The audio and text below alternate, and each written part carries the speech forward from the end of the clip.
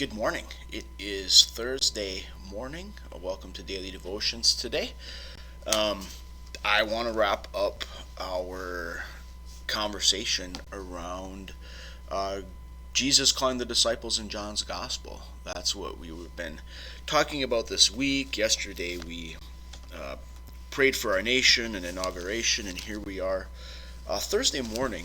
And I started the week talking about the two different kinds of callings that Jesus had offered: come and see, follow me, and disciples calling other disciples into this story.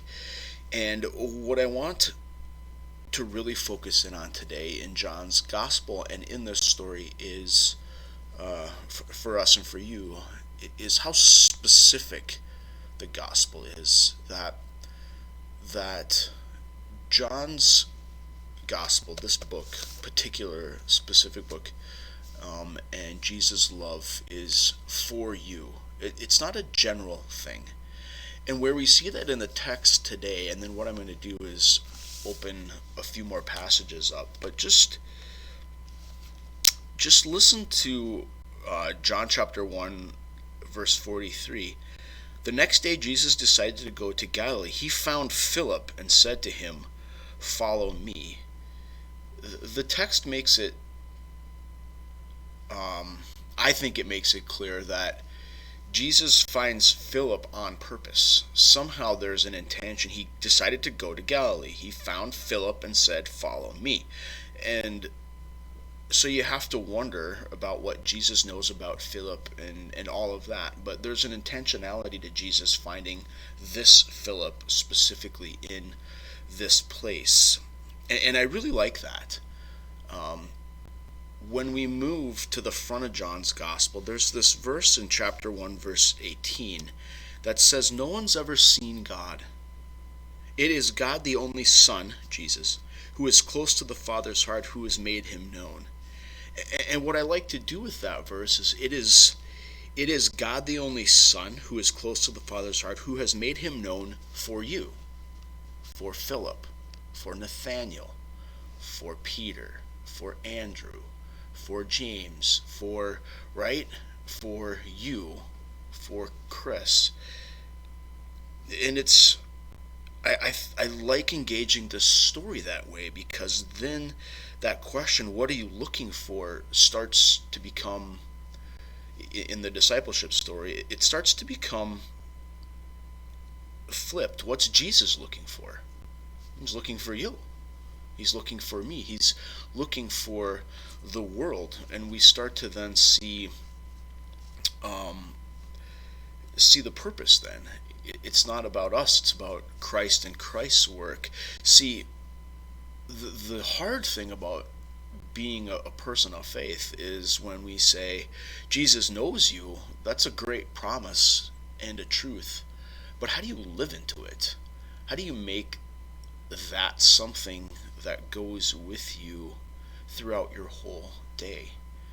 You know, when you get to the end of John's Gospel, there's in chapter 18 is Jesus' encounter with Pilate before Jesus is crucified.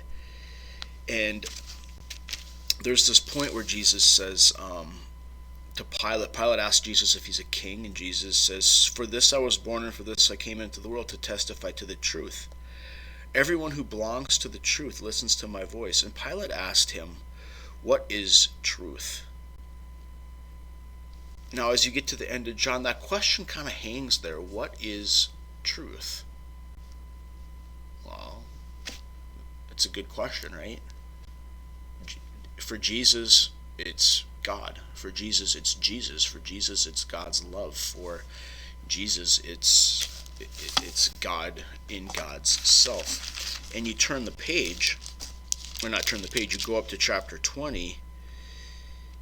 And in chapter 20, verse 30 of the gospel, as it gets to the end, it says, "Jesus did many other signs in the presence of his disciples, which are not written in this book, but these are written so that you may come to believe that Jesus is the Messiah, the Son of God, and that through believing you may have life in his name." Okay.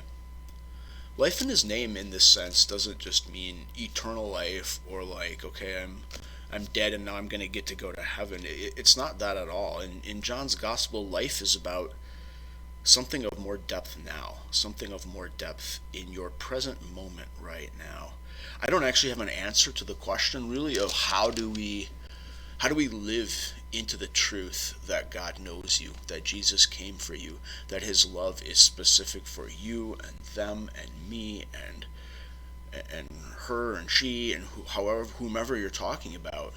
For what you can take it for to just personally or corporately, or talk about a country if you want, or individuals or a group of people. Just think about that. But how do you live into that? I don't know if I have a good answer, but I think it's connected to community, to our relationships with each other, to making sure that we work really hard to remind each other um, that God knows you.